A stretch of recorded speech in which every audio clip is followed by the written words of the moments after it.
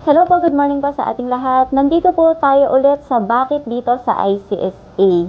At ako po pala si Miss Jerbilyn at kasama ko po si Ma'am. Magpakilala ko po muna, Ma'am. Ako po si Charmaine na nakapagtapos ng CPD Caregiver. Yeah, nakapagtapos na si Ma'am. Congratulations, Ma'am.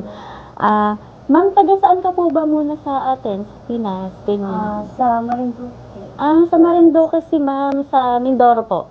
Malapit sa Mindoro. Malapit sa Mindoro, yan. Ma'am, ano po yung current work mo dito? Pwede po bang i-mention?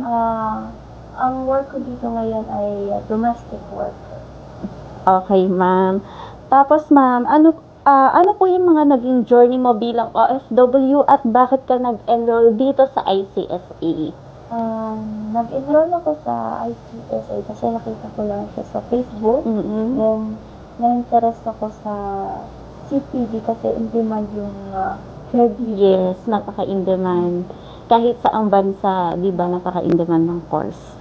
Local man po or abroad, in-demand talaga yung caregiver. Ma'am, ano po ba yung pinaka-importanting skills o lesson na natutunan mo sa course mo, ma'am, na natapos?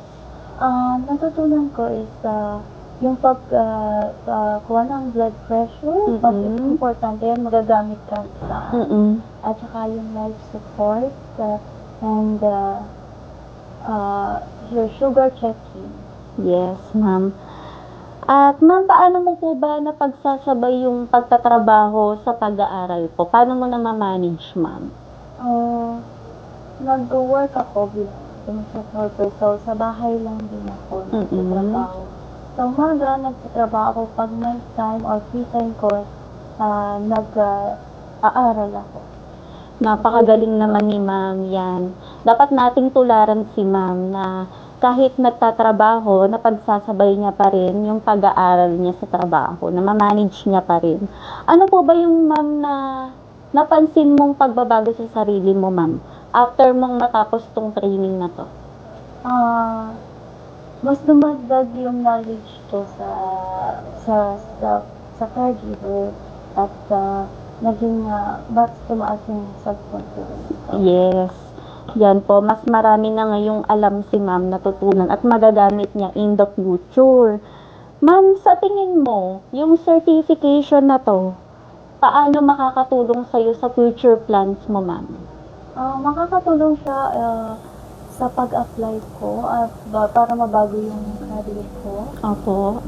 Yan, sa pag-a-apply sa bagong career na papasukin ni ma'am yan. Kasi ngayon, napaka-importanting may certification tayo, na certified tayo kasi yan yung una-unang hinahanap ng employer sa atin. Yan. Ma'am, paano mo po ba mailalarawan or yung mga naging experience mo dito sa ICSA, sa mga instructor natin, sa mga staff, sa mga classmates mo, ganyan, ma'am? Naging experience ko, nag-enjoy naman ako habang nag-aaral. Kasi mabait naman si sir yung instructor ko. Magaling si sir magturo at mababait. Yan po, ma'am.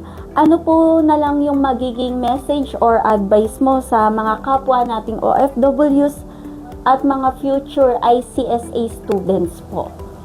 Sa mga future ICSA students, patuloy lang yung gusto nyo gawin at mas mangarap pa kayo na mataas. Yan, yung hindi lang tayo na hanggang dito. Kumbaga, habang may buhay, may pag-asa at matutupad natin yung mga pangarap natin. Yan. I'm Miss Jerbilyn again and si Ma'am Charmaine, ang nagsasabing ICSA is your partner in success.